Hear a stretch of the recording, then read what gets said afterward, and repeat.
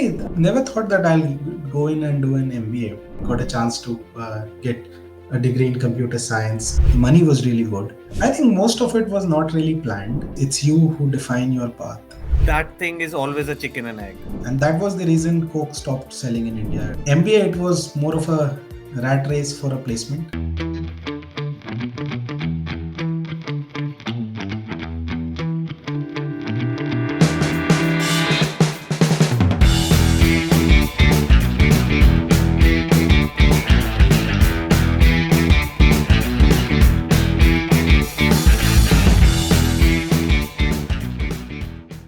Hello and welcome everyone to yet another episode of IIM Baad, the place where we meet IIM alumni from all 20 IIMs and across the 40-year plus history of all IIMs. And today, it's my pleasure to introduce Mayur, or Kumar Mayur as I've known him. And I will get into that nomenclature because the last Kumar that we knew was Kumar Gaurav. So Mayur, मैं खुद भी जानना चाहता हूँ कि what is Kumar Mayur different from Mayur Kumar? But for all our viewers right now, Mayur is an IIM Lucknow graduate. He graduated around 10 odd years ago. Since then, he's worked across 3 countries, which is in India, he's worked in the UK, and now he's in Luxembourg, so taking care of the European continent. So we'll get to know more about Mayur as we go forward. So, Mayur, once again, thank you for being on our show. Thank you for taking the time as well as being open to share your story about it. Tell us Sure. why and how did you reach IIM Lucknow uh, Okay. 10 or 12 years ago? Where did you grow up and what did you do before IIM? Sure. First of all, thanks, Manish, and thanks, Vikas, for giving me this opportunity to be part of the show. I've followed some of your episodes earlier, and more recently, I think the episodes are becoming more and more frequent. So you guys are making great progress there. And thanks for this wonderful opportunity where I can share about my own journey before I am in the 2 years that I spent in Lucknow, and maybe a bit of a decade after that as well. So I grew up in Dehradun. And my father was working in DRDO there. So throughout my life, I was there. Dehradun is known for its surroundings, mountains, and education as well. So I was part of one of the good schools there. Not the ultra uber rich Doon school or Vellum types, but more middle class schools that are there in Dehradun. So I come from a school called St. Joseph's Academy. So I spent 13 years there right from the beginning, and yeah, I mean I think I completed the schooling in 2005. It was all about engineering. Everyone and anyone that I knew about was focused on getting the engineering done, and I was part of the same race. I gave my entrance exams, got admitted into an NIT Patna. I got a computer science branch there. I think CS was one of the few branches which everyone was seeking at that point of time, and I was no different. I got a chance to get a degree in computer science. Worked in for 3 years in software development, and that's when I am Lucknow happened. And So yeah, Mayur, let me just come in. So you grew up in Dehradun. yes, Uh, from what I've heard, although there has been a bit of a change in the last 15, 20 years, it's got great weather. It's in the foothills of the Himalayas, right? yeah, yeah, And I've never stayed in Dehradun except for an overnight stay on the way to Mussoorie. yeah. But I've loved going traversing in buses and in cars through Dehradun as we were approaching towards Mussoorie. Yeah. Tell us a bit about Dehradun. What's the culture like, and has that changed when you grew up versus what you know or hear about now? So I think Dehradun has is a quintessential, very old British kind of a city. When in the early days that I remember, it's a small place, very few, and with really good cafes and bakeries all around. People would throng there to get a good cappuccino or a coffee, and some really nice biscuits from across different bakers in the city. And that's where what we loved about Dehradun. I think it has changed significantly, especially after becoming the capital of Uttarakhand in around 2000. That's where the sudden change in Dehradun and the kind of development that really happened has kicked off there. So, which has been good. I think it's generated a lot of employment opportunities for the people as well. But the downside has been that a lot of trees has been cut down, a lot of forests where we actually used to go with our friends and have some good time are now not there anymore. So you'd find residential colonies Yeah. mushrooming all across the city. So that has I think significant. that's like two sides of the development coin across the Yes. world, Yeah. right? You have to you want more employment, you want more people to stay in uh, like properly made houses, then you have Mhm. to, yeah, take some yeah, something from nature. Yes, I It agree. can't I really think be, and we are all trying to search for that middle path right now. yes. And Mayur, this development that you are saying in the last 20 years, there are pros and cons of development, like you're saying. But overall, economically, I guess Dehradun has become much bigger, obviously, because it's the capital of Uttaranchal, like you said. But or kya changes? Are there cultural changes also? Definitely, yes. I think a lot of new schools have come up in the city, which were not there earlier. Earlier, Dehradun mein, I think initially there were a lot of government institutions where, and with what happens with government institutions is you have a lot of people who work with the central government. Everyone is kind on a similar salary range, and everyone has a very similar lifestyle. That has changed significantly. I see a lot of people coming in from outside who come there for education, not just for schooling, but a lot of colleges have also come up in Dehradun and are doing really well. And from different institutes, I mean, engineering, law, MBA, all kind of colleges that are there now. So the number of youth, especially people just outside in their teens or early 20s, have increased significantly.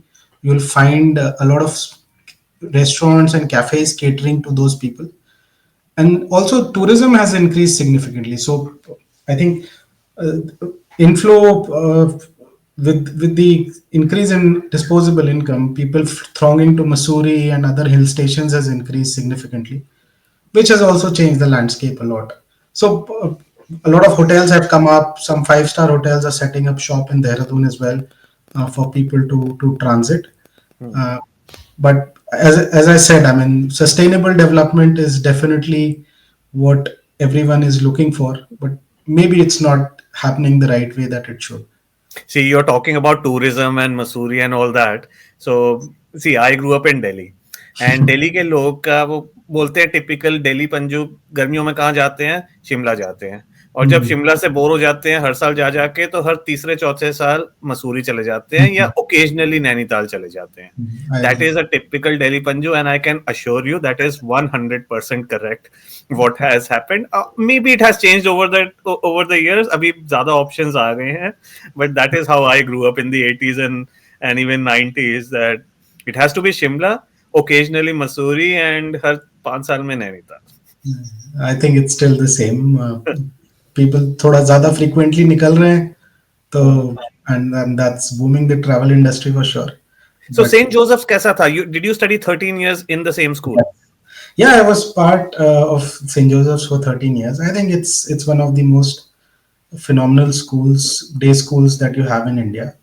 Really nice curriculum. It's been there since 1938. Wow.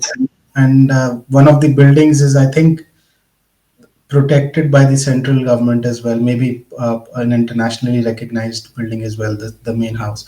And it was a fantastic school. I think even being a day school, it had really good facilities. Some of our alums have grown into really big people across the industry spectrum. And yeah, I really liked those 13 years. I think I made some really good friends who were still there with me as I traversed my life across different cities. But it was a great experience there. So 13 years you were there from kindergarten all the way to class 12. Yes, yes, kindergarten to class 12. I moved from Dehradun, yeah, after St. Joseph's, I moved to Patna, which was definitely a cultural shock. but that's where when I left Dehradun in 2005, and then I haven't been there again to live for a long period of time. It's always been on vacations, Hmm. but I always long to be go back to Dehradun for sure. But you moved to Patna for like your family moved to Patna. No, I moved just for my engineering in Right. Okay. 2000. So engineering, you went for your engineering. Tell me, by Yeah. the way, you were saying ki engineering, ki why engineering? Did all most of your classmates were they focused on engineering and medical or 90s में तो ये होता था, which I know. But 2005, 6, 7, I thought that people are more looking at diverse opportunities. Is that right? I think metros were opening up a lot more quickly than tier two cities. Dehradun still was a tier two city, and the craze for engineering at that point of time was really high. Right. 2000, even law had not picked up that much at that point of time. So we only had engineering as an option, and if you are a commerce student, you would go on and pursue a chartered accountancy course. So those Right. were the only two options that we had. Uh, Doing a graduation, I think, did not really gel well with my parents or the parents of our time for sure. So those were the two options that we Correct. had, either IIT or a CA, or Hmm. yeah, definitely those two things. So did you prepare for IIT and then go to NIT thinking ki, or Yeah, was I did. there a different reason? No, I prepared really well. I think I had done put in a lot of hard work. At our time, there was what, 7 or 8 IITs, so there was still the initial IITs which were there. We had two exams, the prelims and mains. So we still had those. AIEEE was a separate exam. So I didn't really do that well in the IIT exam. Didn't go as planned. But AIEEE rank was decent, because of which I got a computer engineering in NIT Patna. And I Wow. thought I'll go in and join the college and then retry for an IIT next year. Hmm. But once I went in there, I think the journey just took a different course. And सबकी I, वही कहानी, सबकी वही कहानी है. uh, So Patna must have been quite a interesting cultural change, right? Because I've spent, I think, couple of days in Patna, and you can feel that Bihar in Patna. yeah, no, definitely. I think Patna was a sea change from Dehradun. So my roots are from Jharkhand, which can be traced back to Bihar as well. Before 2000, it was same state. So I had been there. My relatives are still there. My grandparents were there, and so I've frequently visited Bihar, once a year mostly, during the summer holidays. So I knew the place, but never expected that I'll go in and live there. I think a lot of people ask me the question that, and especially people from Bihar would ask me that हर कोई बिहार से बाहर जाके पढ़ता है, देहरादून जाके पढ़ता है, तुम देहरादून से Patna yeah, but what people didn't really know was that NITs are definitely a league of their own. Maybe not as renowned as IITs, and people had still not known NITs at that point of time. Now I think people do know NITs a lot more, with so much of so many colleges around and everything. But yeah, one question that I always had to answer to anyone when I was traveling back on the my holidays to Dehradun, कि क्या करते हो और तुम उल्टी direction में क्यों जा रहे हो, मतलब. no, very nice. In fact, I mean, I had heard of, and not NITs back when we were preparing for engineering and all that. They were called RECs, I believe. Yes, yeah. So RECs, then they had like a nomenclature, renaming ki NIT to sound similar to IIT किया Yes. था.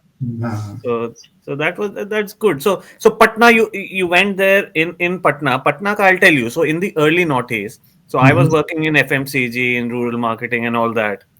And when one visits a lot of states, including Bihar, and for me, Bihar itself was like rural from Mumbai, where I was based at that time, compared to that. But I know it wasn't fully uh, what rural Bihar is. So we used to hear stories, and there is this one story which I heard like at least by two or three different colleagues Uh-huh. in the company. इसकी boss Patna में ना kidnap हो जाते हो आप not for ransom, वो kidnap करके आपकी शादी करवा देते हैं इफ यू आर अनमैरिड, और फिर उसके बाद अब आपका वो है कि छोड़ नहीं सकते हो क्योंकि फिर से हम ले लेंगे. So those were the stories that people of, and see, I was like in my early 20s back then working in MNC FMCG. So yearly story सुन के मेरी फट जाती थी कंप्लीटली. मैं ऐसे यार मतलब सोच के रहना पता नहीं किससे शादी करा देंगे. No, I remember visiting Patna in 2010, 14 years ago, and I'm still like I still have bad memories because I saw a child, like she must have been a girl child, maybe 18 months old, on the street naked, and I could not see her parents around, and her body was literally dark because of the pollution. Like she hadn't taken a bath in some days, and I've not seen that level of poverty growing up in Calcutta and then being in Bangalore. So seeing that in Patna was personally very difficult for me. Like we still had that. See, Patna, see, Bihar, it's no science which would say that Bihar is above a lot of other states. I think it's still one of the states with the least GDP of all across India. I think Bengal has been taken the backward journey to join, kind of joining Bihar in that list for some time. But rural Bengal, I think, is quite similar. But I think there's no denying the fact that Bihar was at a very different place when we joined 2005. I think kidnappings surely were a thing. We heard and read about it a lot. I think a movie was made on the incident that you talked about, Manish, where someone was abducted just to get married, and you might come across newspaper articles referencing to a similar act even today. So it's Okay. not that it doesn't really happen. It does So happen. what's the reason behind that? Why kidnap someone to get them married? Like Yeah, who's I'm benefiting? not the right person to tell you. So you never got kidnapped to get married, No, no, no, no. No, it's not that. and you were there Patna 4 years. It's not that prevalent. It might happen in very remote, but that does happen. Not something similar, but all kind of activities happen across every different place. So it's I would not stereotype BR to be that it's very frequently it happens. But I think See, it tell has. me, NIT Patna, is this like Patna के outskirts में है? Is it in the center of town? How is that? It is in the center of the town. The college was established in I think 1852 as the one of the first engineering colleges that British set up in India, Hmm. and it was more for civil and survey. So that was the so civil engineering and civil engineers from our college have had really good legacy. In fact, Nitish Kumar, the current chief minister, and for the last 20 years he's been the chief minister, is from my college as well. Hmm. He is, I think, civil engineer is or maybe a mechanical. I don't exactly remember, Hmm. but he is from the same college. So the college has a lot of history. It's right in the center and or the old town of Patna, right on the banks of river Ganga. So we used to take the boat rides across the river whenever we wanted to have that fun time or spend some peaceful time around the river. So You said boat rides. I was thinking that you were saying we कि placement से पहले हम गंगा नहा कर आते थे. नहीं, we never. या एग्जाम से पहले. Engineering exams, I think they have a fun of their own for sure. I think everyone could relate to that. But definitely, I think I have really fond memories from the 4 years that I spent there. Definitely not an easy place to stay initially, Yeah. and but the kind of friendship that we built there in Patna, because everyone in an NIT, what happened at that point of time was every state had a limited number of seats which was allocated to it, and around 50% of the seats were allocated to the home state. So we had 50% people from different cities of Bihar, and in Bihar people prepare like for 5 years, 7 years. So we had people who had taken a break after class 12 for 5 years, 7 years to get into an engineering college. So there were people who were so much senior to us from Hmm. different parts of Bihar.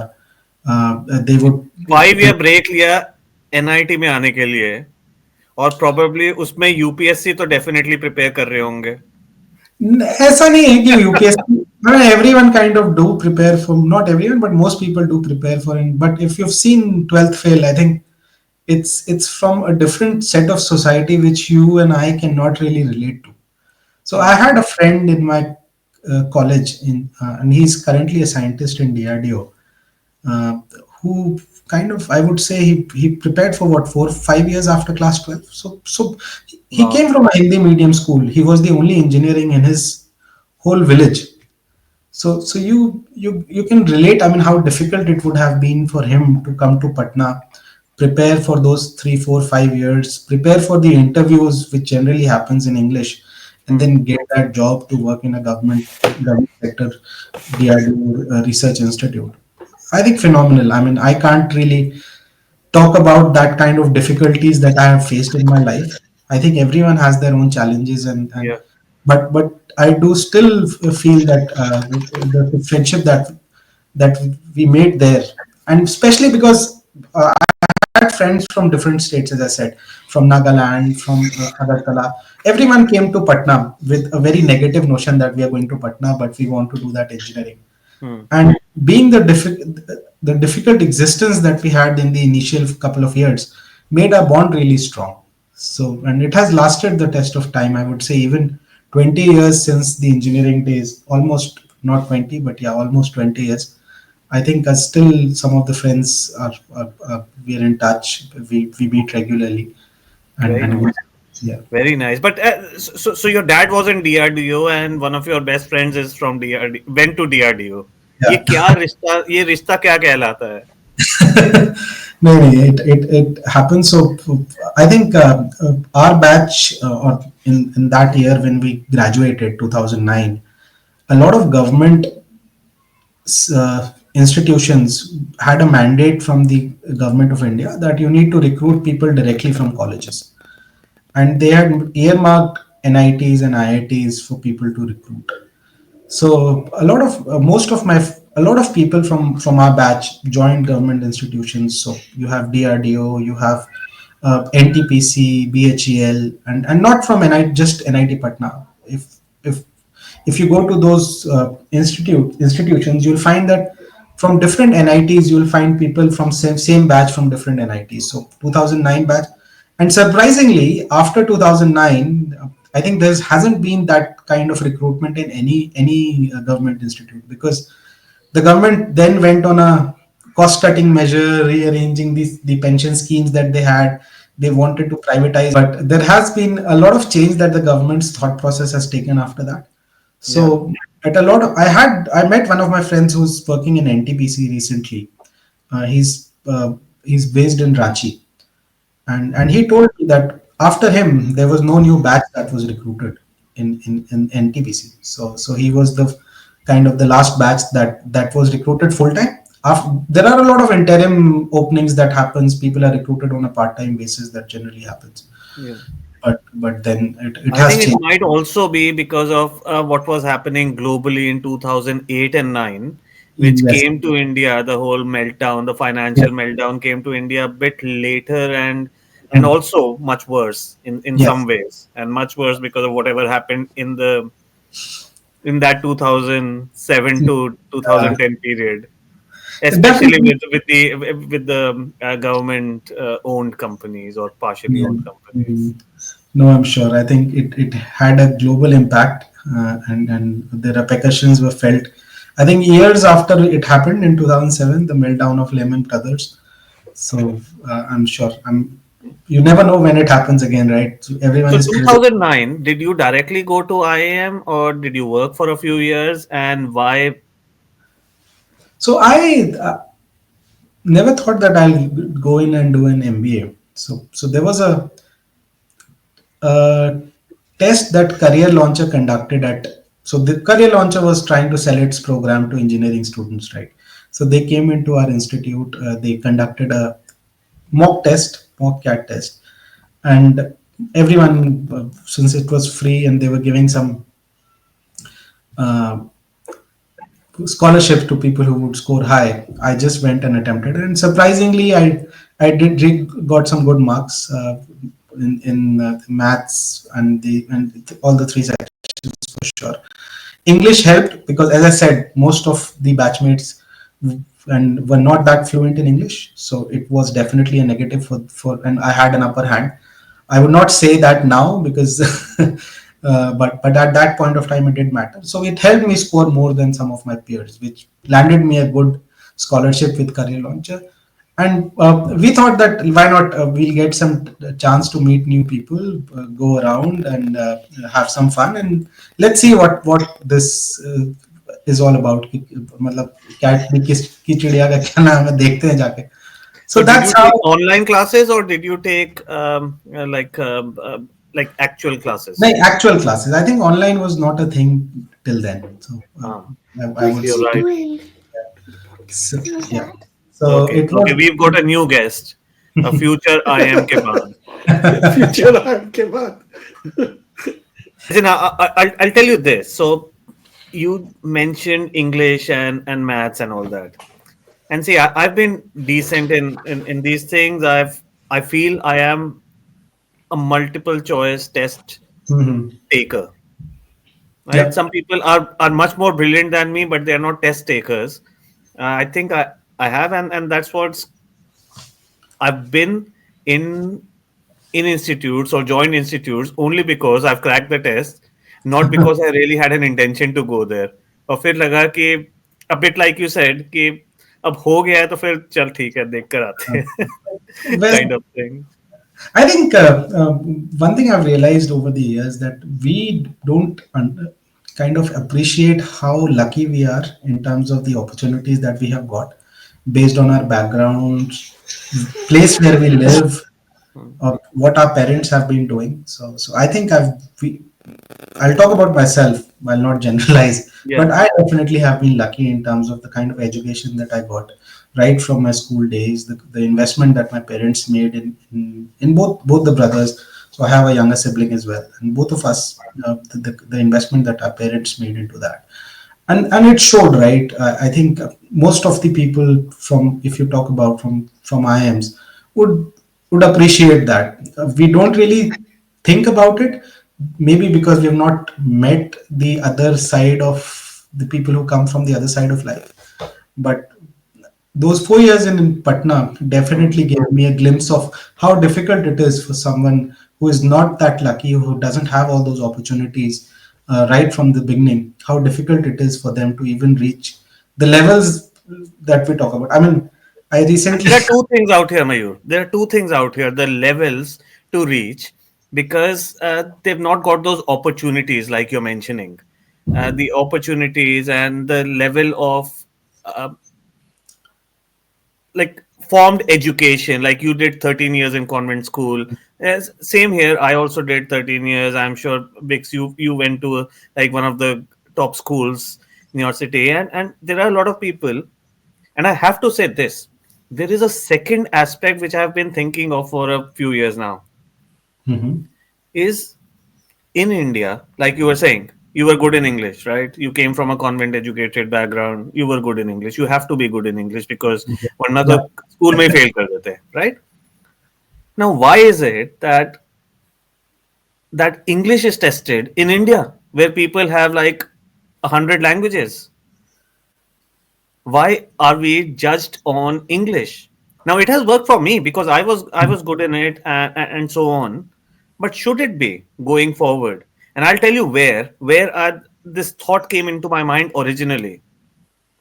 I had at LBS, I had some classmates from China and Japan, and they were not at all good in English. And they were there here because they were probably the best of their breed in English. Mhm. Right? Because otherwise you can't do a CAT or a GMAT or any other test for a global MBA, right? I agree. So one thing I've Then I noticed started is thinking about it is they don't pay so much attention to English or teaching English or judging someone that this guy is smart because they know better English, they are more fluent in English. You can be smart in a lot of different ways, including in your local language, especially in your local language, in your mother tongue. I mean, my experience would say that in India and most likely in China as well, Hmm. I mean, these are good to have things which is not really true on ground. Even Yeah. today, and maybe even 10 years, 15 years from now, I don't see people giving away up on English. I mean, I go to, so I have lived in societies in Gurgaon where children don't even speak Hindi. Hmm. Their first language is English. And Yeah. that's how it has become. I stay in Luxembourg. My son goes to a local, the government funded school here. The private schools are unaffordable, definitely for me as well. So my son goes to a government funded school, which has amazing facilities, much better than any of the schools that would have seen in India, comparable to maybe even Doon School. The primary language that they teach is Luxembourgish, and Luxembourgish is spoken by what 100,000 people. It's not spoken anywhere outside of Luxembourg, so they teach everyone Luxembourgish for the first 2 years, and then the next language that comes in is either French or German. English is taught after year six or once you move to the secondary school. So I think outside India, people definitely prefer their own language. But in India, I think English has taken precedence primarily because there's no any other unifying language in India. I mean, you, You see, if one thing I've seen is that here in at places like Stanford, Harvard, MIT, you don't see a lot of German students.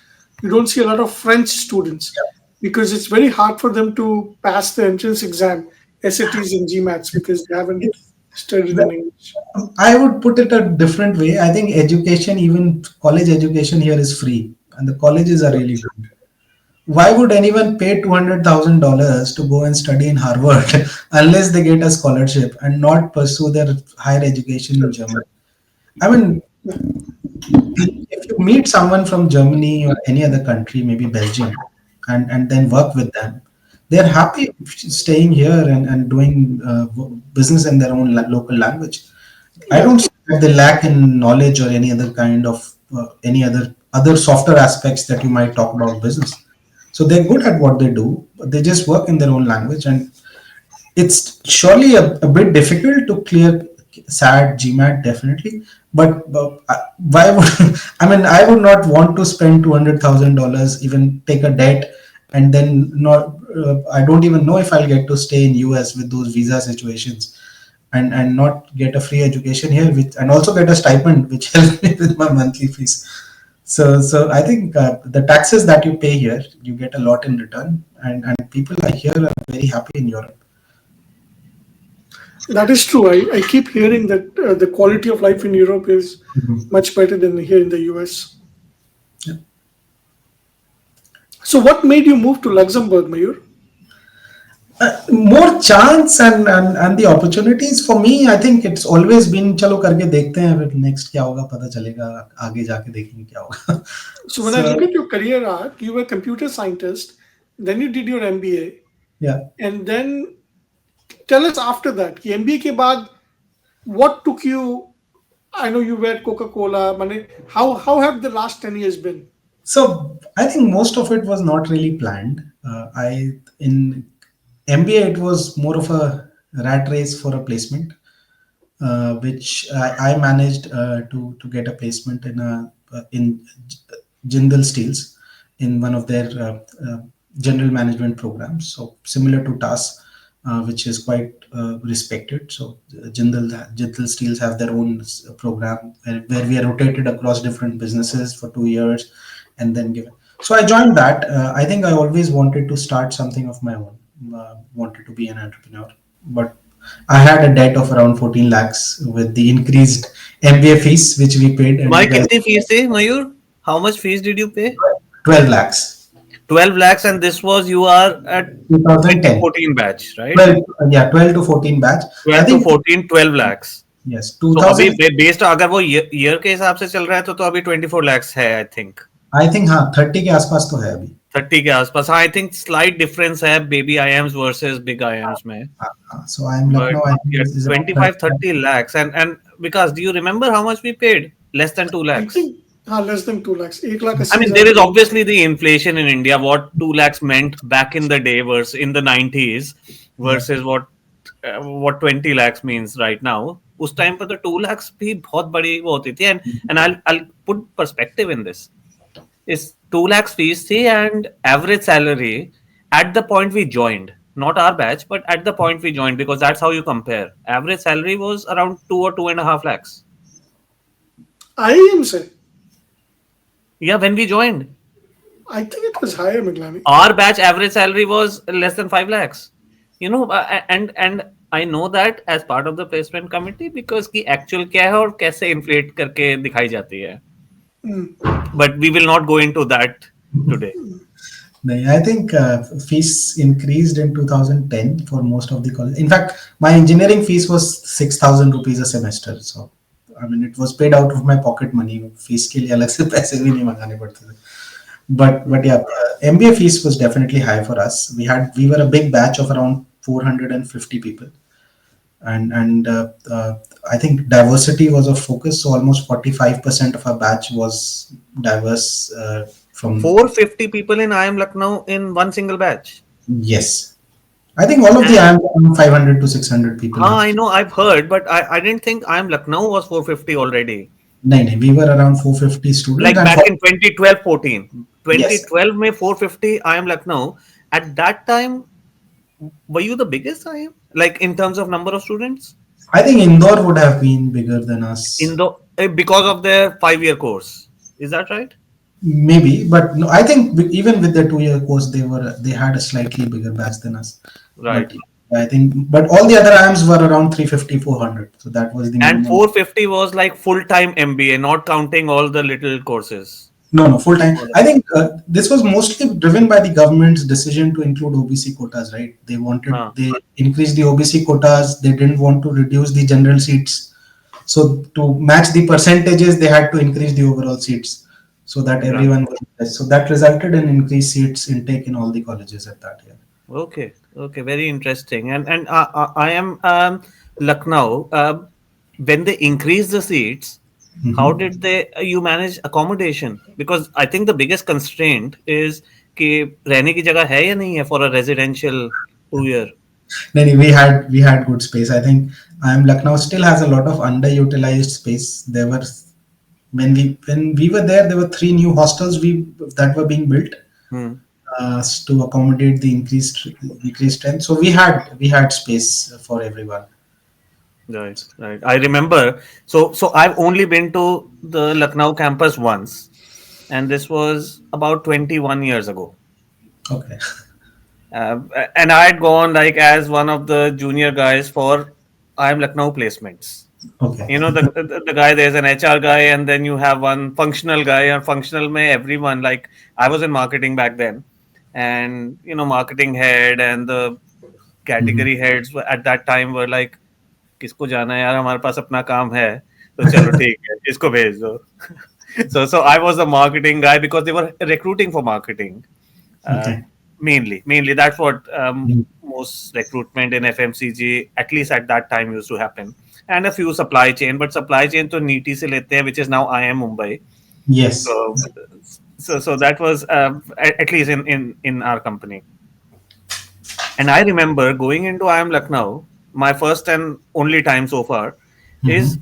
I did see that campus is huge. And when I Yeah. say campus is huge, my perspective is I'm Bangalore, which is a beautiful and a vast campus.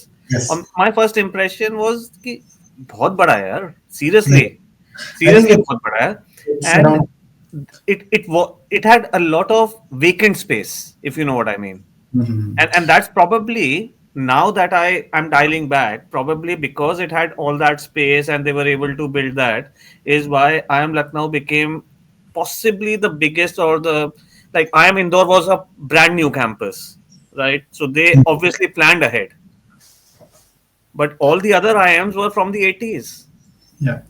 No, I think Lucknow had always has been a big campus. So for an IIT, it might, compared to an IIT, it might be small, but Lucknow is Sitamarhi, hai na? Is that Sitamarhi where Lucknow campus is, or am I Sita, confused? Sitapur Road. Sitapur Road, हाँ, Sitapur Road, अच्छा, not. मेरी एक बात बताओ, was Professor Mithleshwar Jha there when you were at IIM Lucknow?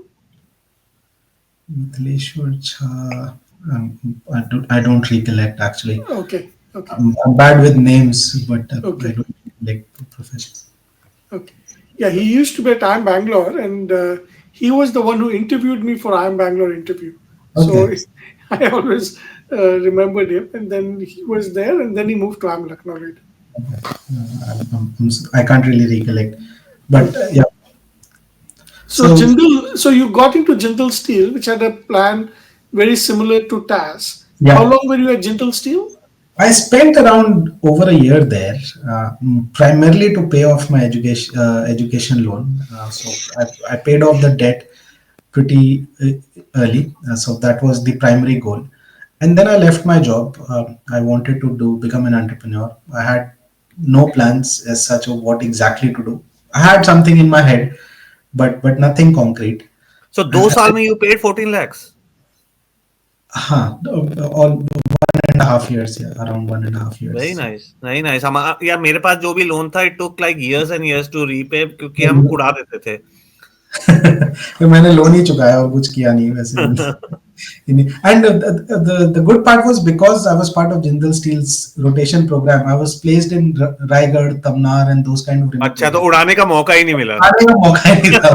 2 साल, 1.5 2 साल. Yeah, I yeah. I was usually based had, largely in Mumbai and yeah, some similar places occasionally. तो yes. उड़ाने के बहुत मौके मिले, तो हमें मिला ही नहीं, तो इस वजह बचाने का से मौका नहीं मिला. I had good savings there, which I used to pay off my debt, and then So I jumped. Mijani, for you, it wasn't about where you were based; it's about who you are. You could have been based in anywhere in a jungle, and you'd have still मौका मिल जाता तुम्हें. I think what Vix is trying to say कि अगर मैं रायपुर में होता मैं फिर भी उड़ा देता. I think even today, I would say that the expenses that are there in metro cities are almost 3 times of your regular expense in any other city. If you go to hinterlands, it's very very different. हाँ, अब सबके पास iPhone और phone और वो सब के खर्चे definitely बढ़ गए. उस टाइम पे इतना नहीं था. बट इंडिया में थोड़ी ना खर्चे हैं. वो जियो का फोन लो, अनलिमिटेड मिलता है. यहाँ पर हम ज्यादा पैसे देते हैं, बट इंडिया में द कॉस्ट ऑफ इंटरनेट पर GB is like probably the lowest in the world. Yeah, I think it is probably the lowest, still the lowest in the world. So you repaid your loan within 2 years and then you started thinking. Yeah. So I left my job. Take us through a minute of what you were thinking at that time. And I'm asking this क्योंकि बहुत सारे लोग हैं जो IIM से 1 साल 2 साल बाद जो करना चाहते हैं entrepreneurship and they're like loan है या sometimes family commitments हैं and those kind of things. So my parents were kind of apprehensive about this initially, and they said कि यार job चल रही है, why do you want to leave a settled job?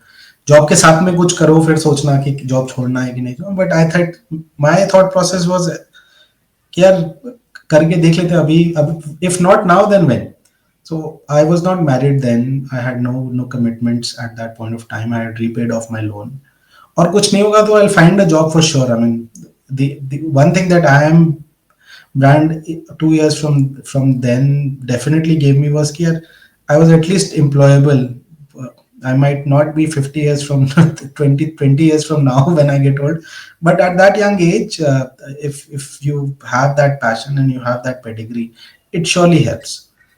So I thought कि यार job तो फिर ना कुछ लग ही जाएगी, करके देखते हैं क्या है नहीं है.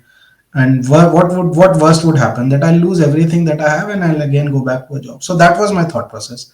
I jumped into it. I had a good conversation with my manager who was there in JSPL, who tried to sway my mind कि यार देख लो. But then he was quite understanding. He gave good tips, and then I plunged into it. I wanted to create a big impact in healthcare sector. And that the sector was decided. I wanted to create something big in healthcare. Why was it decided, Mayur? What was the reason? I think closely I've seen a lot of my relatives and family and even friends who have suffered because of the healthcare system that is there in India for a long time. It is what 10 years now since, and I don't think the situation has changed a lot. So that was the thought process. I think it was a big white space to create good impact. It was still, and healthcare is one area where everyone needs the service at some point of time. I mean, you can't really run away from a healthcare service. I mean, I'm not active on Facebook. I might not be active ever again. I don't need it, right? I mean, it might be necessity for someone, but it's not for me. But healthcare, I might not need it today, but I would definitely at some point of time. So that was the thought process. That reminds me. So I've got a couple of very good friends Mhm. who are doctors. Sorry, I've got many friends who are doctors. I've been in healthcare for more than a decade, Yeah. and a few friends, school friends, for that instance, are dentists and some of the top dentists in India. Mhm. And our last conversation when we were meeting was that it started off with everyone needs healthcare, right? But some people need cardiac, some people need this, some people need something else, physiotherapy, this and that. But as we grow older, everyone needs dental. So one of my good friends wrote कि boss कि अब तो मेरा जो पहला implant तूने लगाया है, अब तो मैं हर साल तेरे पास आऊंगा अगले दांत के लिए. Uh, I And think I think need versus want is a good way to choose what you want to do in your life. And I think you're right that healthcare is a need. So, what was your unique insight and what did you try to do in healthcare? so. I had seen someone in my family who had suffered a lot because of the healthcare system. She was my aunt. She wasn't doing that well. She was completely bedridden, and she was being taken care of at home. And that's what triggered that. I think caring for someone at home is very difficult in India, and that's where I thought home healthcare was is bound to be something big, which I thought was a big gap, which I found, and I wanted to explore that space, create an impact, and let's and see how it goes. So maybe use technology to change the way home healthcare services are delivered, and see how. So that was the thought process behind it, and I went behind it. I joined a couple of like-minded people to set up Pramati Healthcare. So this was our startup at that point of time. We raised some initial angel investments as well, and yeah, I think we were doing decently enough. We did some good work. We scaled our services across Delhi and NCR, and then a few cities outside of Delhi as well, Jaipur, Chandigarh. But we were not able to scale the business beyond the initial phase of growth. There were a lot of reasons behind it. We and then once us funding started to dry out, we were not able to secure additional funds as well. I think people, especially in India 10 years ago, were not receptive of the idea of a venture which would take years to give something in return. I mean, there were very few investors who would be patient enough to see an industry grow alongside a company, wait for 15, 20 years to see the returns. Maybe some, and there are investors who do this. I think I worked in a healthcare company after my stint with Pramati who had such investors, primarily family offices, who have that kind of thought process. They've seen their businesses grow over time. They know that the value of patience in investment, and definitely helps if you So, have what the were you time. doing in Pramati Healthcare? You were hiring nurses or people who are like not nurses, not like qualified as nurses, but like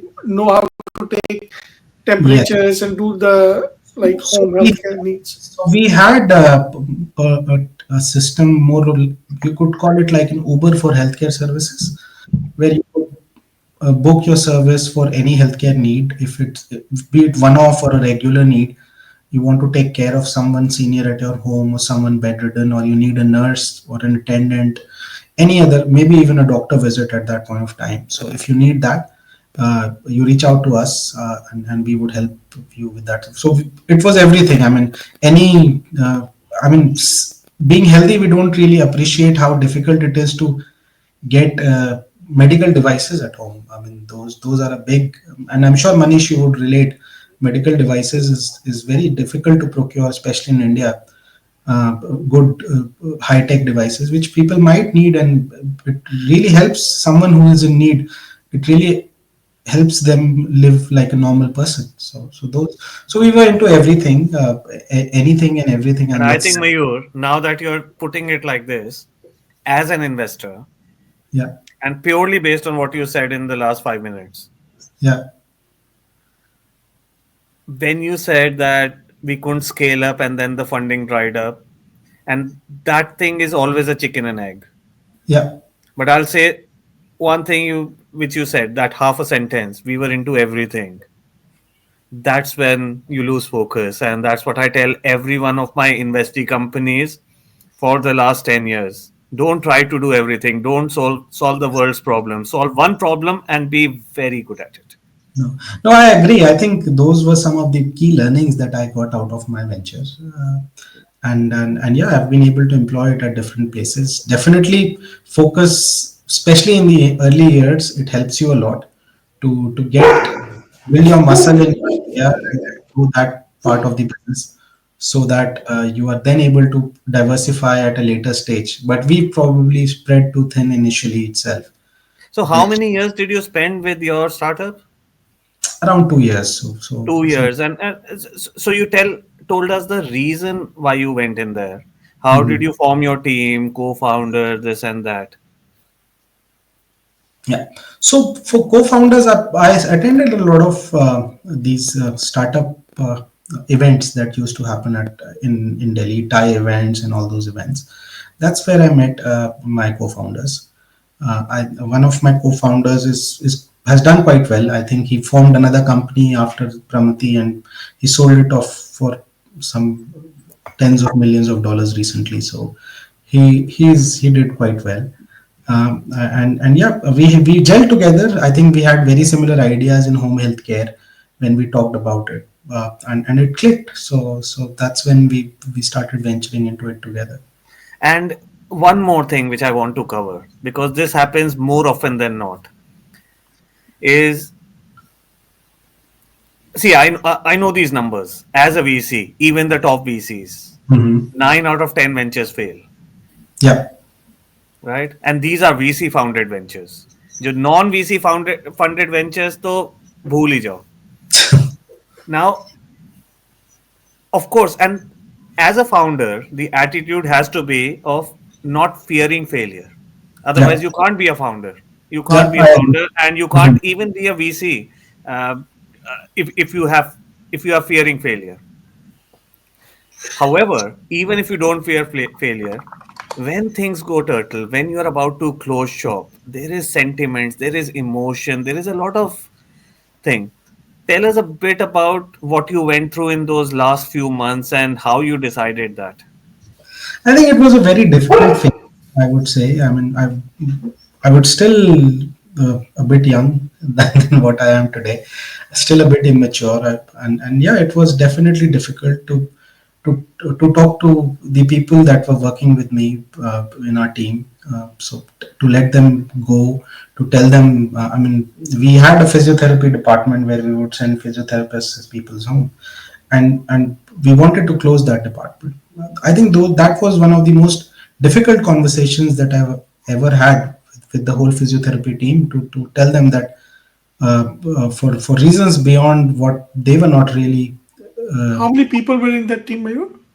I think we indirectly had around 20 physiotherapists who were working with us, with one who was leading the whole team. So we had to let go of the whole team, and I still I think if even if I don't remember a lot from 10 years ago or 8 years ago to be precise, I still remember that conversation, the way it went, the look on the person who was sitting in front of me, and the helplessness that I had at that point of time to let the emotions roll. So it's not easy. It's I think today it happens through emails and people just talk about it on Zoom chats. but it is taking the human out, totally out of the emotions that you deal with. So I don't really relate to that, but I think this was definitely a phase which was one of the most difficult of my whole career, I would say. And Mayur, I mean, I'll take this opportunity to say this, and especially for our viewers, that Vix has been a serial co-founder mainly in the healthcare space and in digital healthcare, and a lot of those very similar to what you've done, Mayur. Uh, he's made money in a lot of his ventures, and maybe in one or two, not as much as that. So I would recommend and encourage both of you to connect and learn from each other, because Sure. as a VC, the way I see it is that every failure has more learnings than successes. No, I agree. I think I think it was a difficult phase, and it went through. I mean, we decided that we were kind of breaking even at some point of time with all the scale downs and everything. I mean, if we wanted to sustain, we could have sustained at a single shop for much longer. But that was not the vision with which we started this venture, right? It was always to grow and grow exponentially, if not now, maybe in a few years. But we didn't really see that how we would grow in the next few months or few years. So that's when we decided. I mean, it was not that all the money dried up. We were generating cash flow, which was helping run our business like any shopkeeper would do. But that was not the vision with which we started it, and we couldn't see the where what next. That was the question that we asked before pulling the plug So down. how What many years did you run this healthcare company? about 2 years? 2 years. And then you moved to London. No, so that's London was a different story. So I joined one of our key competitors, India. So which had a very similar business than us. They were very well funded. They had big family offices backing them, and they were, as you said, quite focused on what they were doing. They were not Mayur, there. did they poach you, or did you apply at that time after I closing reached, down? I had met the founders and the co-founders before, and that's when I they knew that we shutting shop, so I reached out and we had a chat, and then they said, why don't you come on board? So we had a good conversation, and I And I think joined. that the reason I'm asking this, because I'm generally curious about these things, how networks work, and what Mhm. are networks. Networks doesn't really mean something that you're just whining and dining with people. It's people who you know and who Yeah. may be your competitors, but possibly still respect you for being a strong competitor. No, no, definitely. I think once you know someone and you have had that conversation with them, it definitely helps. And as you said, networking is not about going to events, having drinks together, and people might not even remember you after a few drinks from a networking event. But if you have those meaningful conversations with some and go around, I think it really helps in the long run. And the one of the co-founders of Healthcare at Home was also from IIM Lucknow. He was a couple of years senior to me. I joined his team, in fact, and he was a great mentor and a manager. So I learned a lot from that team. They were quite focused on what they were doing. They were quite premium. So, I mean, you and me probably would not be able to afford their services. They were quite premium. They were targeting the ultra niche in terms, but the services were impeccable, and they had good investors to back them. So it worked out for them, and they're still in business. I think the only home healthcare company that has survived across last 10-15 years in India is Healthcare at Home, and as I would say, they've done phenomenally well. We had some really good serial entrepreneurs who were in healthcare at home, in home healthcare. We had some big doctors from who had run big hospital chains who were doing home healthcare. It was a crowded space, but everyone has died out almost. But healthcare at home has survived, and I'm happy that I have been was able to be a part of their journey. If my vision did not materialize in my own startup, at least it did through my contributions So, somewhere so else. you were there for how long? And Again, 2 years again. 2 years. So yeah, it's been quite fascinating that every place, even before my MBA, I was 2 years at a place, 2 years for MBA, and then 2 years after that. No, but you were 4 years in Patna, right? Yeah, 4 years in Patna. That was the need of the situation, right? Yeah, yeah. So, But So how many healthcare at years? home. So what happened there? So why did you think about moving out firstly, and why did you and what did you do next? for me, I think I was doing decently well there, and I was contributing to them to the business as well. I'm still connected to the team at Healthcare at Home. I still reach out to them for guidance whenever I need it. And yeah, it was more the opportunity that I get. I think 6 years working in startups and different companies. I think when I had an opportunity to interview for Coke, so I in healthcare at home I was working in the M&A and strategy team. So I had and also fundraising for the business. So I had a lot of experience in terms of dealing with startups, acquisitions.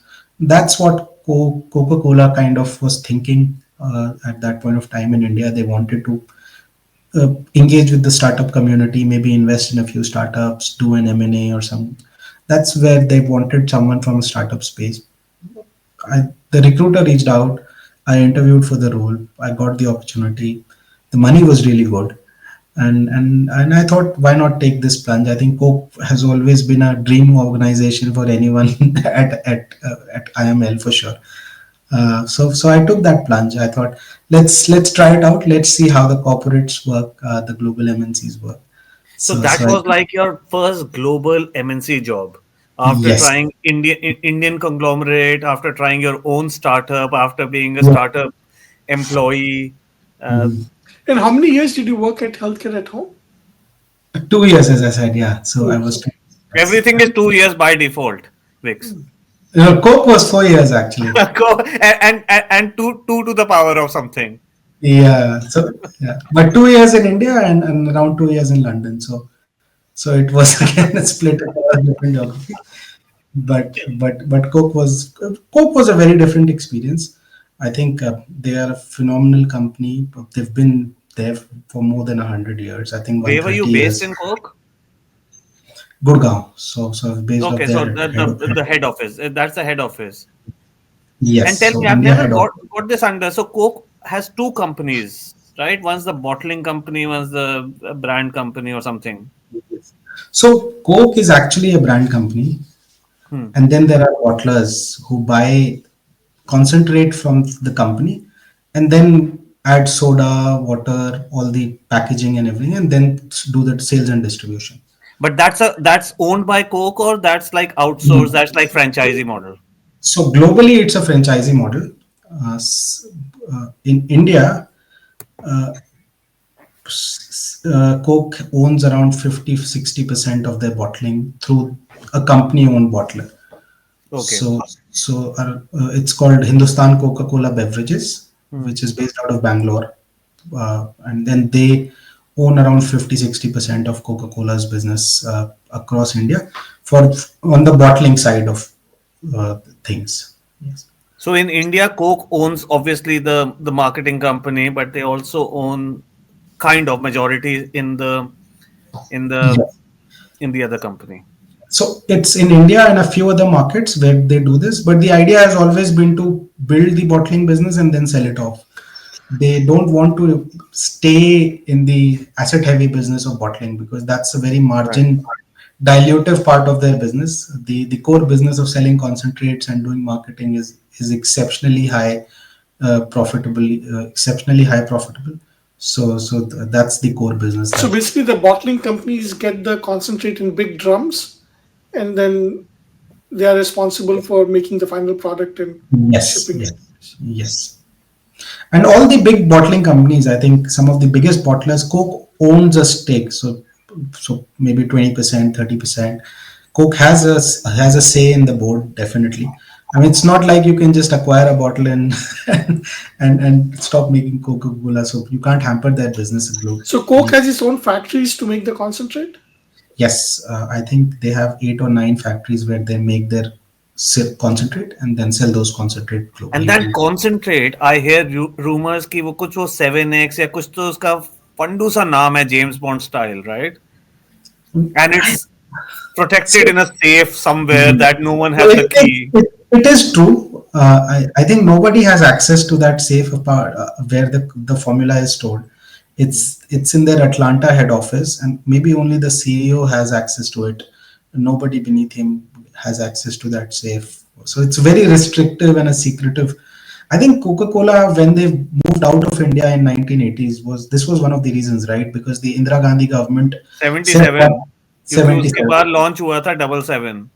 So, so the Indira Gandhi government asked them that if you want to sell Coke in India, you need to give us the formula. Is it? And yes, and that was the reason Coke stopped selling in India at that point of time. So they said no way, and Right. they moved out. But ये locker वाली story, and this is me talking personally, I have no beyond this any knowledge, is story बहुत अच्छी है. It's like a narrative. It's like अच्छा एक वो Mythos बना देते हैं. Mhm. Blind test में there are so many store brands that I get Mhm. that is exactly identical to to Coke. But let's park that aside. Otherwise, Yeah, that's another 20-minute discussion yeah, about Coke formulas. So Coke, you did 2 years in India, 2 years UK, yeah. right? How did that move from India to the UK happen? And did your role change or just the geography? No, the role changed as well. So I started in the M&A team in Coke India.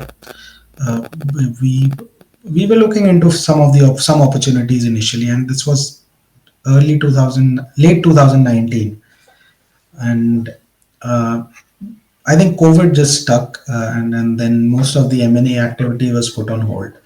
So I was not really engaged in M&A anymore. So that's when But why will Coke want to do M&A? What kind of companies will Coke want to hire to buy? there are a lot of companies that Coke is interested in it, right? They do a lot of M&A activities globally. So they've acquired a lot of brands. So and most of the Coca-Cola brands that you see in front of you are mostly acquired. So minute Maid, India में तो from what I remember back in the noughties, I think वो thumbs up Parle खरीदा था. so they and that's a very interesting story of how they acquired all the brands. हाँ. But they did acquire all the brands which Parle Agro owned, including Thumbs Up, and then they killed Thumbs Up because it was again a cola drink, and then they Can you relaunched share Thumbs Up. one interesting story? एक मतलब just out of the trivia guy in me, फिर मैं अपने बच्चों को सुनाऊंगा. No, so I think Coke acquired Coke. So the Parle company was not really willing to sell their stake in. Hmm. So what Coke did was they went ahead and acquired all the bottlers of Parle. अच्छा.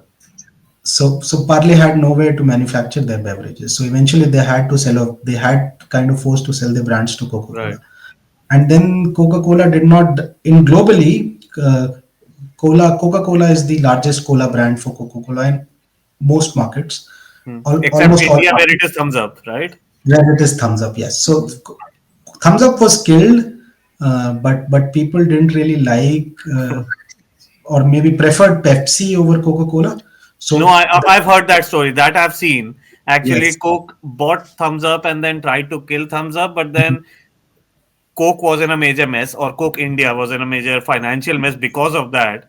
So they So had to like forcibly revive thumbs up, and now it's the biggest brand, right? yeah, yeah. So Sprite and Thumbs Up are the two biggest brands for Coke in India. Right. Right. And So the other thing, the one acquisition, and this is the Delhi guy and me talking, right? mhm. Is वो वो जो बंटे वाली बोतल होती थी doctor Arora lemon वो क्यों नहीं खरीदी तुमने? I I would mean not. that would have been the biggest game changer. आज भी मेरे But घर पे now Miglani, that बंटे वाली बोतल has become in plastic PET मेरे घर में क्रेट आते हैं उसके. वो दिल्ली में चलता होगा. I think it हाँ has दिल्ली में ही acquired. चलता है, दिल्ली में ही चलता है, but that's how you expand क्योंकि a brand like Coke is like you take something either regionally or in a country or a city and then you use your marketing muscle. फिर आप वो okay, here is my advice to the Coke CEO जो वो 7x formula safe में रखता है, क्या वो अरोड़ा लेमन का बंटे का फॉर्मूला भी उसके नेक्स्ट सेव में रख लेना, which is basically चीनी और पानी with some तीन drops of नींबू. No, I think Coke is doing really well. So Why there's was it called Dr. Aurora Wali Lemon? नहीं, Arora lemon is Arora was the founder. उसको बचपन में तो हम बंटे वाली बोतल बोलते थे. हाँ, मैं भी दिल्ली यूनिवर्सिटी में था तो बंटे वाली हाँ बोतल हाँ, बोलता वो था जो तब। कंचे वाली होगा, हाँ कंचा निकाल के करते हाँ, हैं. अब कंचा वो आज निकाल। की डेट में वो, क्योंकि Arora was the family who own that, who नहीं स्टिल पर ओन दैट, वो तो लोग उन्होंने अब ठेले वो पे भी अरोड़ा बेचते लेमन थे। करके निकाल दिया उसको. पर वो तो ठेले में लोग बेचते थे। आई डोंट थिंक देयर हाँ, वाज एनी ट्रेडमार्क और एनीथिंग। नहीं, ट्रेडमार्क नहीं है, लेकिन वो बनाता कौन था. उन्होंने अब अपना रिटेल पीईटी बॉटल्स में, 300 ml वाली पीईटी बॉटल्स में अब सुपरमार्केट में बेचते हैं वो. लंदन में। नहीं, लंदन में नहीं यार, दिल्ली में सिर्फ अच्छा। मेरे को पीने को मिलती है, दिल्ली में, हाँ नॉट इन लंदन. लंदन में मिल जाए तो बात ही क्या है. हाँ दैट्स तो also a business opportunity which we can explore. हाँ। तो मयूर 2 साल कोका कोला में थे। You went there for mergers and acquisitions of brands like huh, yes, yeah. So and I globally और India focus brands. mostly India focused, yes. So I was part of the India M&A team, and it was So that's did where your team acquire any brands in the 2 years that you were in Coke India? so Coca Cola. I only worked in the M&A team for a brief. As I said, COVID struck, and most of the investment that the companies were looking for was put on hold. Right, most everyone was on a cash conservation mode. So I started working with their Costa uh, emerging markets team. So Okay. Coke had recently acquired Costa Coffee for big money. I think five point something $billion, and there was a team based out of India which was looking into expanding Costa Coffee across India and other geographies in Southeast Asia, Middle East, and others. So I joined that team. I was worked very closely with them, and yeah, so that was a great experience. I think coming from the background which I've shared about, mostly domestic, to work with global teams, learn about different cultures, see how business actually works in an MNC was definitely an eye-opening experience for me in those 2 years. Okay. And then you moved to Coca Cola London, huh? Yes, so I And moved to. did the role remain the same, mergers and acquisitions, or did the role change? No, the role changed slightly. It was more of a strategic investments role where I was working closely with their water brands in Europe, and I changed teams, so I moved to Coca-Cola Europe, where I was working as a finance POC for the European marketing teams. So what does a finance POC mean? So we look into, I think, for a role, it would be more of business partnership in terms of understanding how where the margins are, what kind of business you are generating, what are your projections, sales projections during the FP&S regular stuff, and yeah, seeing if you're investing into something new or building any new business, what kind of investment is required, how much time would it take, what are the returns that you're expecting. So it's a core business partnership role with a limited. I would say in startups you have that full view of how everything functions. In MNCs it's more of a siloed way of where you are an expert of the domain that you are working in. Can you give me a brief overview of the water business? Because I've never understood how people can sell water for $2 a bottle, you know? So it's I think it depends on which country you are in and how you the product is being positioned. I mean there are water brands which sell for like 500-600 rupees a bottle in India as well, right? Mm, It all depends on the experience. So mm. any beverage product is about the experience and the need that it fulfills. So, and when you need a beverage, you need it, right? It doesn't matter where you get it from. So if you're ready to, and if you need water, it's the same thing. If it's available at arms, at your arm's length, you pay for it and drink and move on. So it's part of it gets as a part of your life, and that's how water brands work as well, right? It's all about being available at the right place, and then people buying it because they need to drink water. So it is convenience that is getting sold. For when people are buying water, it is Yes, yeah, convenience.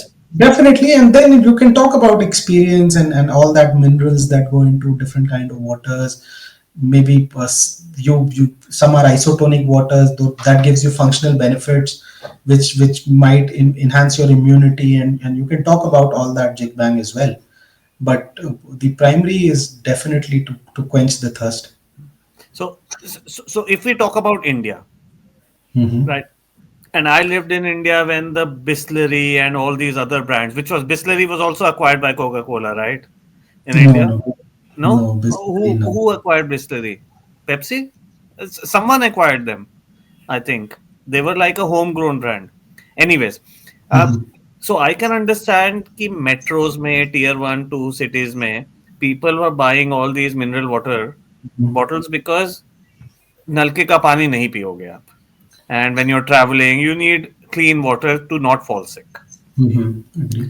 What I can't understand is why in the US or I live in the UK, I only drink tap water. Actually नल का खोल के पानी भरता हूँ और मैं 16 साल से बस वही पी रहा हूँ बच्चों को भी पिला रहा हूँ राइट फ्रॉम ठीक है जब वो फर्स्ट 1 ईयर में we used to boil it a bit and this and that but after that only that it's very drinkable. No, I But agree. I think but the water no, is but definitely you drinkable. go to the UK, you go to Sainsbury, Tesco, Asda, whatever. There are people buying so many of these bottles, and I Mhm. can't understand that. कि क्या मिल रहा है इनको? Nee, and I have seen some families here who will only drink bottled water even at home. That I is think exactly what beats me. Is why number one, and I'm also thinking about it with all the plastic waste that generates. But उसको side में रखते हैं because that's a completely separate 5 hour discussion. no. I think water, as I say, it's more of a it's how you used to drinking it, right? If you're used to drinking bottled water, then you continue going that way and continue to drink bottled water. And that's how I think if you see someone who's buying regularly a large can of water or crates of what bottled water, that's how they're used to drinking water. So maybe they do not trust the tap water that you do. It's all about the trust that it builds. It definitely, you have, I mean, that's for the bulk packs, right? I mean, if you look at the small packs, if you go to a restaurant, you order food in UK, you can ask for that tap water on the table. Hmm. There are a lot of countries where you can't ask for that. I mean, they'll only sell you a bottle for €5 or 6 euros, Yeah. and that too a 300 ml bottle to go along with it. I mean, sometimes water is more expensive than the food that you're eating, but that's how it is. So there's no regulation around it, and that's what I think there's a huge market for it. But water as a business is definitely facing that challenge because there's not much to differentiate as a product. It's more commoditized, and hence you see a lot of additives that are being added, the way that it is being prepared to create that differentiation and get that premium from the customers. No, I actually, from my conscience, I dispute that and I say no, no, no. Do not create differentiation in water. Water is water. Everyone should get it. And for free or for a minimal cost, there is no brand in water. However, that's just the impact guy in me saying, as a ex-marketing guy, I agree with you. No, I would say, and I think taste matters as well. I mean, if you drink water from different taps, the taste varies. There are lot of consumers who actually want that same taste of water everywhere they go. Yeah. So, and when you buy a brand, when you buy a Kinley or any smart water in UK, wherever you buy it, you find that same exact taste, be it UK or US or Europe. So that matters a lot to a lot of consumers. Maybe you are not the right target audience, I would say, but there are millions of people out there who are quite interested in this. So, Mayur, I'm very interested to hear about your journey after Coca-Cola. So, you are there in London for 2 years, Coca-Cola. What after that? Yep. So I was in London for 2 years, and I think it was time when I was looking for a change. There were some challenges on my role at Coca-Cola as well, in terms of downsizing and those activities. So I joined Amazon, which brought me to Luxembourg. Amazon is has their headquarters in Luxembourg. After that, I got an opportunity to move to join Amazon, and I took it. I mean, again, it's not been easy for me, and with the family now with two kids, to move countries. It's not that easy, definitely, but the mindset has still been the same. I still approached it with that as an open opportunity to go in and explore Europe and see how where it takes me to, and where this path leads. So since my engineering, I think it's always been where the path leads me, and just take that journey and follow the path. You So need how is the life in Luxembourg? I've only heard about that. Here it's a very small country. How is it? It's very different from what I have experienced anywhere else. It's not London, it's not India. It's, I think, not very different to other European big cities as well. It's a very small country, and it's a small city in itself. For me, coming from India, I think the quality of life is definitely better. I mean, I still have to do my own chores here. I can't afford a maid for sure, which I can in India. But once you move out of India, that's a luxury that you kind of relate to. But apart from that, I think it's a very nice place. It's one of the most expensive places or cities in Europe, or maybe globally as well. But it's a beautiful city. I think everyone should visit Luxembourg for sure. It has a good, I would not say very good places compared to London, but you find decent food here. The nightlife is not as exciting as it would be in New York or London or any big city. But the family, I think people who are seeking a good family life, who want to enjoy and have fun over the weekends, travel and have a settled and a peaceful life, it's definitely for them. And how long have you been with Amazon in Luxembourg? It's, I think, 7 or 8 months. It's pretty new here. I'm still finding my feet with Amazon and the city here. But yeah, the initial few months have been really good. Mayur, how's Very the nice. weather in Luxembourg? Is it too different from London or is it as bad? I think it's worse than London in terms of. नहीं, you can't. You can't. You have to be here to believe me. But it Let me definitely. show you guys December in California. यार ये हमेशा दिखाता है अपने अपना वो दिखा के makes me envious और फिर next yeah So The, abhi he'll show Luxembourg and London must be sunny very weather dark, right? when we've got Luxembourg like and dark afternoons. oh my god, oh my god. it rains continuously over here as well, similar to London. I think Christmas markets here are really nice. I think I've been enjoying the different markets that are here in within the city and maybe surrounding areas as well. So that's really nice. Summers was beautiful here, with a lot of activities that happen around here. Yeah, I'm still finding my feet, as I said. Probably And what's travel. your job role at Amazon? I mean, what do you exactly do? So at Amazon, I'm part of the supply chain finance team.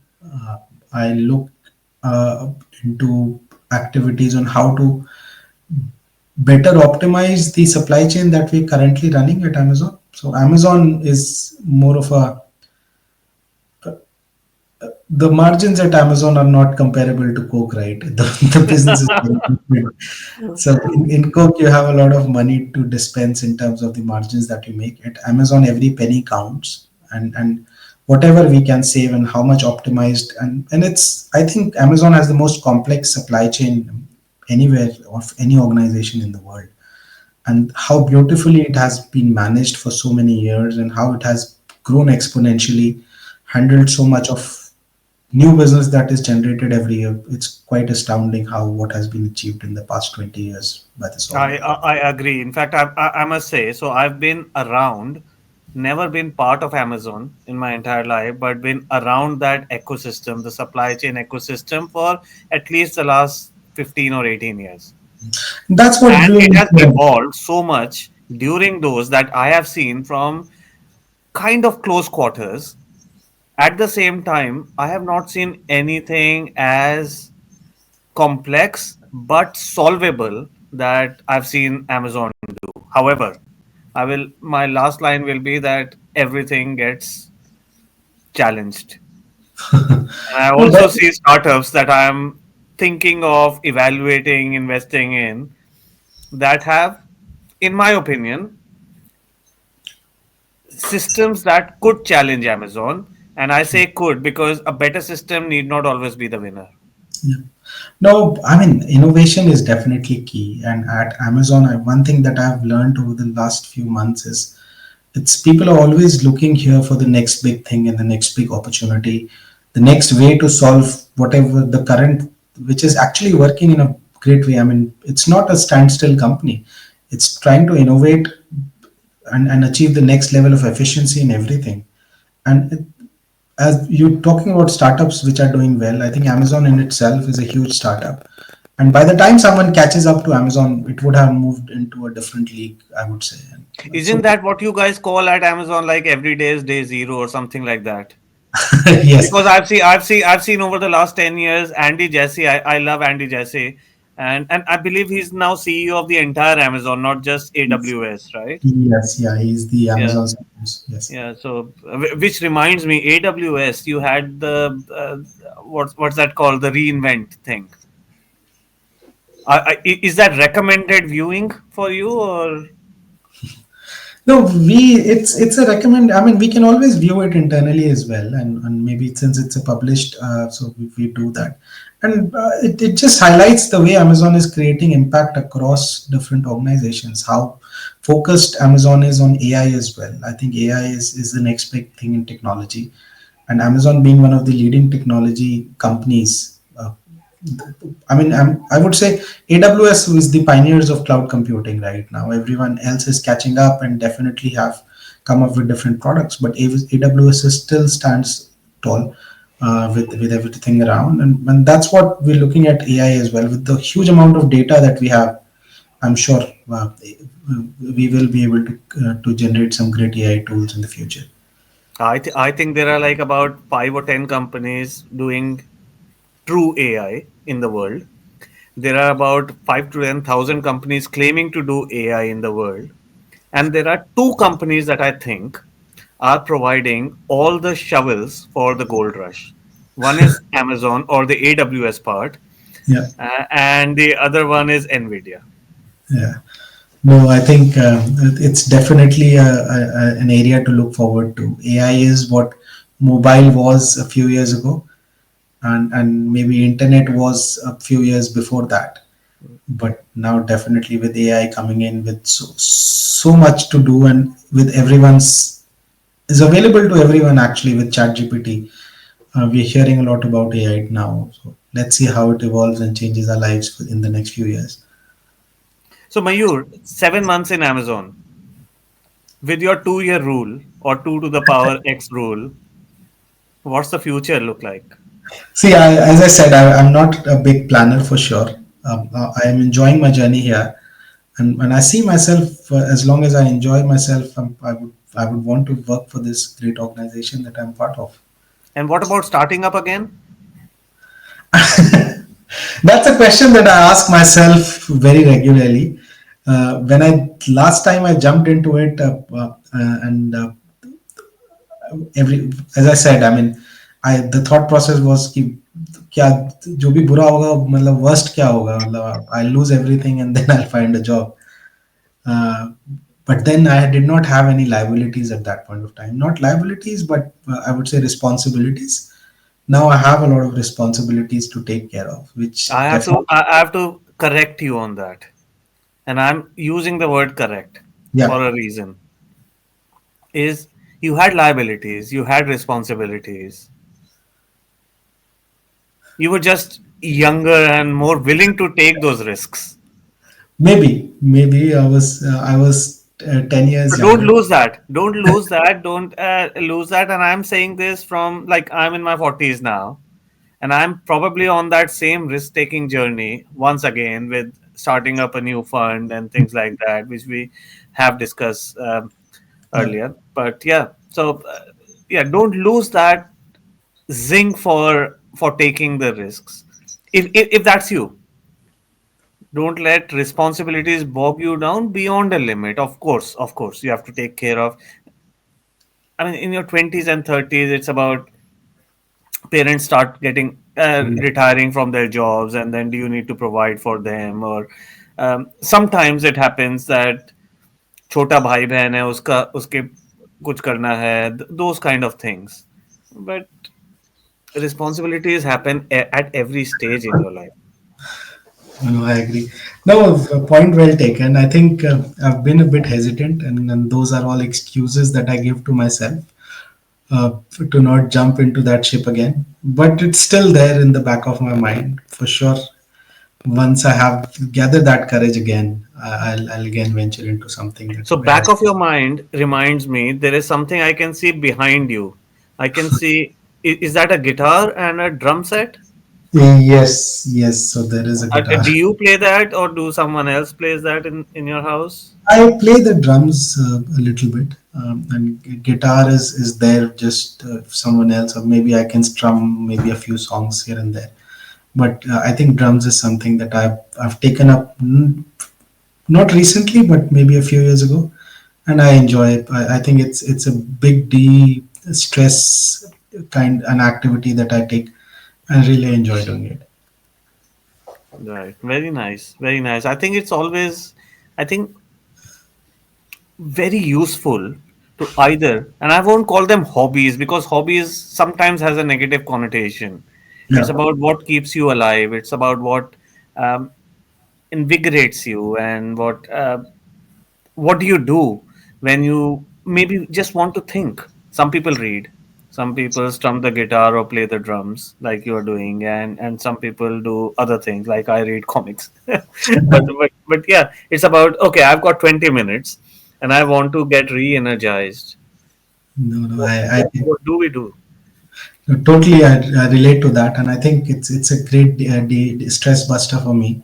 I'm not sure about my neighbors though. It's an acoustic drum, so Oh, wow, wow. it might give them some stress. But I've been lucky to find places where I can play this. Yeah, my son plays drums. He's been playing drums for about 5 years now, and I made sure that the first proper drum set that we bought for him was the digital one, Oh, where he can put his headphones on yeah, and yeah. listen to every music he's creating, rather than let. And I don't know if you caught, but maybe 10 minutes ago we were hearing like some bum bum bum. Mhm. So that's the impact of his hitting the drums, but thankfully not the music of the drums, which would have been great, but it wouldn't have let me have this podcast. No, I can understand. It's not a isolated equipment. I would say it's more of a public equipment which everyone else can hear as well. So It is. I've been trying to tell him that if he keeps going on drums, there are very few people, because of certain reasons like this, that continue with drums for too long. So he'll be one of very few. no, no. I think people drums is a lot of reasons why people don't pick drums. It's not that portable. You can't really carry it with you like a guitar or maybe a violin or even a Casio. Hmm. You need to have a drum kit wherever you go to actually play it. So it's which is not very easy. Yeah. But I think it's one of the most easiest instruments to pick up and play. So it's pretty easy. It's more of a, and you get into a habit of it, right? I mean, once you start enjoying it, you just it's like it comes naturally to you, and then you're having fun. Start Yeah. having. Yeah. Yeah. And do any of your kids play any music? I mean, they do bash around with the drumsticks. They're too young. One is 5 and the other is 2 years, so they're still too young for it right Five is now. there. Five is. Yeah, Yeah. all right. About. So he'll start off his music journey. So he's preparing in school and getting into those activities. And I'm sure he'll pick up one of those instruments, maybe the guitar, whatever he likes. Yeah. Yeah, whatever is available, that's the easiest, isn't it? Yes. So, Mayur, I mean, we've had like 1.5 hours of a great conversation. Mhm. And thank you once again for this. Is No. there anything that you want to say to our viewers based on your journey, based on your experiences? And bear in mind, a lot of our viewers are either early graduates from IIMs or MBAs, or currently doing their MBAs or thinking about doing their MBAs. What would be your top one or two things to advise them after your journey? I think a couple of things I can definitely think of when I reflect. Maybe you call it mistakes or learnings that I've developed over through my journey. For one is definitely I could not use my MBA to the full extent that I could have, uh, and that's solely on me, right? I mean, I was not sincere enough, and during the MBA days, I did not really research well, and I really missed a guide or a mentor who could have guided me through that journey. I mean, nobody in my family has an MBA. None of my friends have it. I couldn't really talk to someone close who could give me that guidance on how to use an MBA. I think it's very important in those 2 years or even 1 year MBA course that you do, where you have that guidance and you understand what you want to get out of an MBA. So anyone who's joining or is in their college right now, it's important that you understand what you want to get out of your MBA degree. And then, or if you don't have that visibility, talk to a senior, not immediate senior, I would say, but someone who spent a few years in the industry and see what it's not just about placements, right? MBA is not all about placements and preparing, especially at IIMs. And even I think most Indian B schools is it's mostly about placements and getting that job that you're looking for, and it's a rat race across. So it's not just about that. There's a lot more to it, and I would have appreciated making use of my MBA those 2 years in a multiple different ways, which I did not do. So that's one. Second, anyone who wants to, I mean, one thing that I've learned, it's quite general. One thing that I've learned over the last 10 years of my career after my MBA and even before that, I've just plunged into whatever I could see in front of me. I've taken that path, and I didn't really fear about or think about what would happen at the end of it, what's on the other side of that door. Whatever door was open for me, I've just plunged into it and jumped onto the next ship available. That has helped me gain varied experiences. I think having worked in different countries, having worked with people from different geographies, have had the opportunity to live across different continents. I never thought about this initially that I would do this or had a target in mind that I want to move to a different country.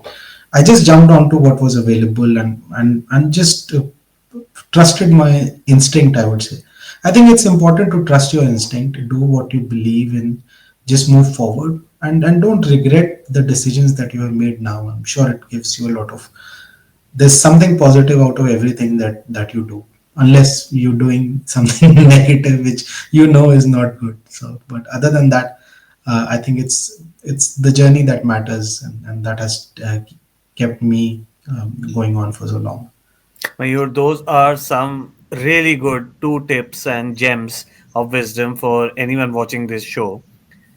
And for me, I can totally say, and sometimes I say that I disagree with something, but it's a good tip to have. But in this particular case, I agree with both of those. And not just agree, I've lived my life learning from both of those. So the first one, like you said, I have learned the hard way. I never I, did it after my MBA. And today, 25 years, 20 years later, I would wish to have said the same thing, that what would I tell my 20 years younger Migs? That's exactly what I would have said that, Mayur. You put it in so succinctly. Yeah. And this not fearing failure. Of course, in the startup world, in the VC world, you see it all around you. But even in the corporate world, which is supposed to be the safe Mhm. career paths, not not fearing going into a different or a less accepted career path within a large corporate, that's also something that I would say that people should do. If you believe in it, if you believe in it that you can contribute something, and think about that, because both of these points that Mayur you said stem from the same core concept, is believe in yourself. Yep. No, I totally agree with that. I think you should believe in your own abilities. And I'll go back to my engineering days. I mean, it really doesn't matter where you come from. I mean, it's you who define your path. It might take you years to define that path, but you have to take that journey. I mean, you can't keep sitting and then expect that you will reach Mount Everest if you never embark on that journey. So you can't keep just planning, and so you need to jump, wear your shoes, and jump on the journey that you want yourself to take. Absolutely. And on that note, Mayur, thank you once again. Thank you for coming on the show. Thank you for sharing all these thoughts with our viewers and with us. And thank you for your time, most importantly, because it's quite late. Is it 10 o'clock now? Yeah, it's 10 o'clock for me. I think it's 9 for you. But yeah, it's been my pleasure. I think I've seen the other episodes. Each of those episodes on your podcast, I think, are extremely, I would say, from the heart, where people come on and talk about passionately about what they have done, and there's a lot of learning to be had from each of those episodes. I hope this contributes, my episode contributes in the same vein, so that everyone can maybe learn something out of the journey that I have taken. And happy to help people if they want to reach out to me as well directly on LinkedIn, I'm sure. So, Thank so you, thank you, Mayur, and thank you, and viewers. If you've noted that, please reach out to Mayur through this channel, or directly. We'll put his yeah, contact details, the ones that he shares with us, and yeah, uh, thank you for watching this, and we'll see you next week. thank you.